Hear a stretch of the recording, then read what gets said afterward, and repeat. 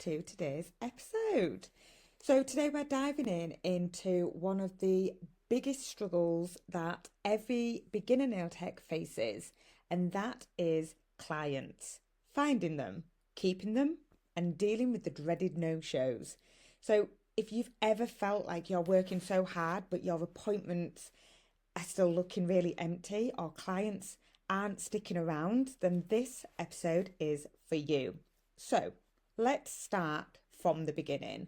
Finding clients. Where do we find them? Do we think that they're hiding and lurking in bushes and everywhere else? No, they're not. Honestly, this is the number one question I hear from beginner nail techs. And when I do my one-to-one mentoring, I get this question over and over again. But the thing is, what you need to remember is that you don't need to do everything at once. You just need to start where your ideal clients already are. So the first thing that I say to all of my members and everybody that I do one-to-one mentoring with is this. First of all, you need to work out who your ideal client is. Because if you don't know who your ideal client is, you have no idea who you're actually looking for. So we need to be figuring out who it is that we want in our chairs. Is it busy mums? Is it people that are young and trendy? Is it more of the older generation? Is it people who work during the day, so can only come on an evening? Is it just weekend people that you want? Are your ideal clients, do they want fun, fresh and funky? Do they want more sophisticated and luxury? Do they want more chilled out vibes? Are they people who want full on conversation, or are they people that just want to sit in silence and don't actually want to interact with you very much? Who are your ideal clients? That is your first step. You need to figure out who they are. How old are they? What kind of service do they like? Is it just gel nails? Is it Biab Builder Gel? Is it hard gel? Is it acrylic? Is it extensions? What is it that they actually want? Because your ideal client are the ones that you are going to be spending all of your time with. So you've got to take into consideration, who is it that you want in your seat? Is it people who just come once every 6 weeks? Is it people that only have their nails done for special occasions? Are you just going to focus in wedding nails? So figuring out who your ideal client is where you absolutely start. That's number one golden rule. Now, inside my membership, I go into this a lot more because I talk about how the question to sort of ask yourself and how to find out your ideal clients and how to go about figuring out who your ideal clients are. But for now, that is your first thing that you need to do. More than welcome to step into my world, come inside my membership. It is literally £8 a month. So low cost, but massive value. And I promise you, when you join my membership, you will start making moves and you will start making shifts in the right direction. But after we figured out who our ideal client is, then we need to start looking at where we're advertising. Where are we telling people that we are available? Are we actually even telling people? Because people can't read our minds and people won't find us unless we put our stuff in front of them. So when I first started, the first thing that I did was post on my local community pages in Facebook. And I would do that. There used to be like set days when you could post certain things, like business related things. So you could bet your bottom dollar every time I was allowed to post, I put a post in there.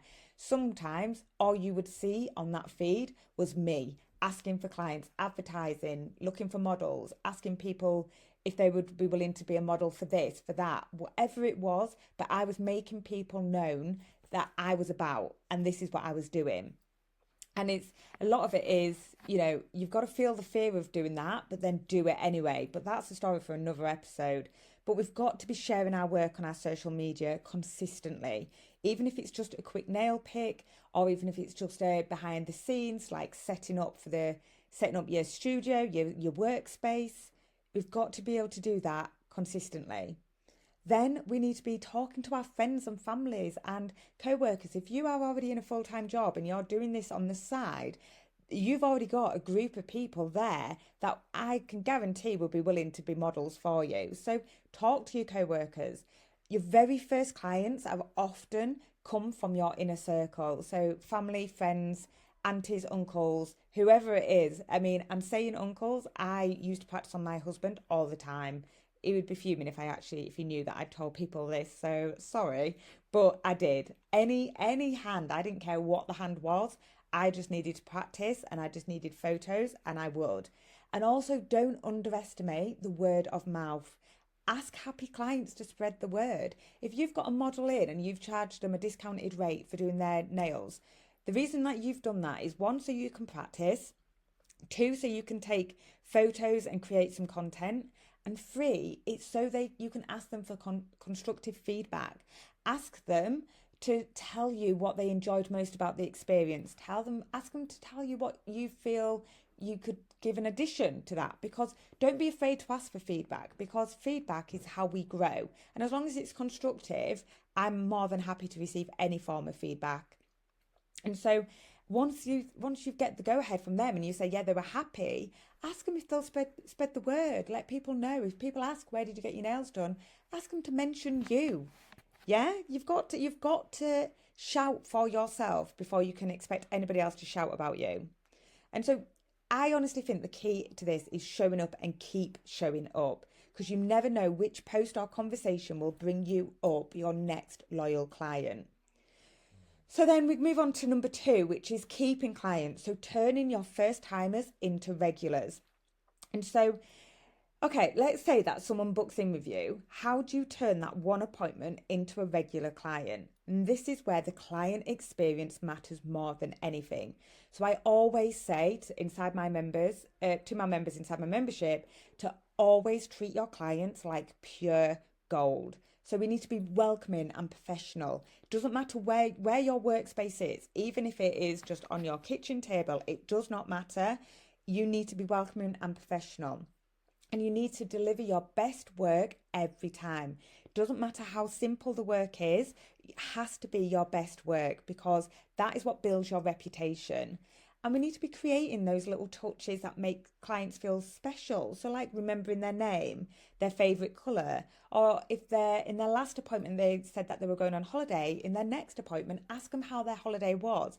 Clients love it when you remember things that they've told you. Now, if you struggle to remember things, because it gets harder the more clients you get, just put a little note on your phone, or just have, in my booking system, I can add notes. And sometimes if I know I've got a really busy month coming up, I will just make a point of just putting in some notes. So then when I know that person's coming up next, I can just go into my notes and jog my memory. And the clients will love the fact that you've remembered, that you're asking them questions. And now the biggest one is to make sure that you rebook them back in before they leave. This one is absolutely huge. And the amount of beginner nail techs who do not do this, it blows my mind. And when I tell them how important it is, they're just like, oh yeah, actually that does make sense. We've got to be booking these people back in. Just say to them, shall we book in your next appointment now? Okay, so this set of nails should last you 3 weeks. So shall we do an appointment for 3 weeks' time? It just makes a huge difference. You should always presume that client wants to book back in with you, unless they say no, because that's the worst case scenario in this. Is your client will just go, no, not right now, or I'll check my diary when I get home, or I'll message you later. Fine, that's okay. You've done all that you can do to get that client booked back in.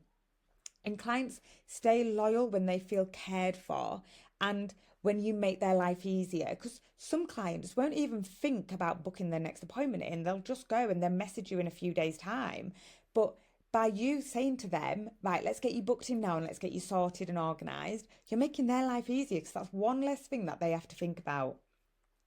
So 100%, definitely make sure that you are always booking clients back in. And then that moves on to number 3, which is dealing with no-shows and cancellations. Now, this is a not so fun part. No-shows and last-minute cancellations. Every single nail tech, I don't care how long you've been in the game, faces this, and it can feel really discouraging at the start. But the thing that you need to do is you need to set up boundaries from day one. So we need to have a clear cancellation policy and make sure that our clients know it. So every time a client books in with you, thank them for the booking and then send them your cancellation policy. And if someone no-shows you and it does happen. Like I've had it happen to me even now when I'm like 2 years on, I still get the odd no show, and I just think, ugh, okay, move on.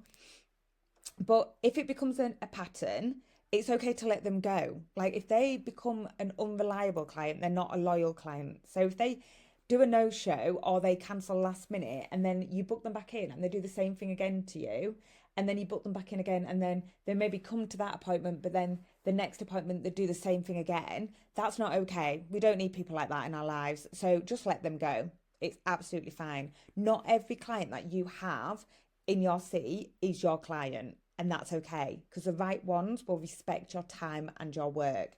And this is another good time to mention, like, when you have a booking system, make sure on your booking system you get card capture on there, because what that does is it means that the client has to put their card details on. Now, you're not going to take any payment from there at the time of the booking. However, if they do a no show, then you are entitled to take that. You are entitled to take whatever your policy states, you are entitled to take that, and you can take that payment via the card capture. So that way you are not losing out on a full service financial. So that was quite a lot of information I gave there to you in quite a short space of time. And I feel like I've just sort of gone off on a bit of a tangent with that. So, take what you will from this information and maybe listen to it again so you actually get all of the information. But in reality, building a client base, it's a journey in itself, and it does take time, it does take effort, and it takes a lot of patience. And it's okay to know that you will have quiet weeks and you'll deal with no shows. But if you keep showing up and keep giving your best and keep learning how to set those boundaries, you will build a loyal client base and it will grow. And if you're in the early stages right now, just know that you're not alone, because every single nail tech has been where you are. And I promise the consistency pays off. Well, thanks so much for hanging out with me today. And if this episode helped you, share it with another nail tech who might be struggling with clients too. And don't forget, please like, subscribe, comment. I really want these episodes to get out to as many beginner nail techs as I possibly can. And with your help, I believe that we can do that. Just remember, you have definitely got this. Have a fantastic day.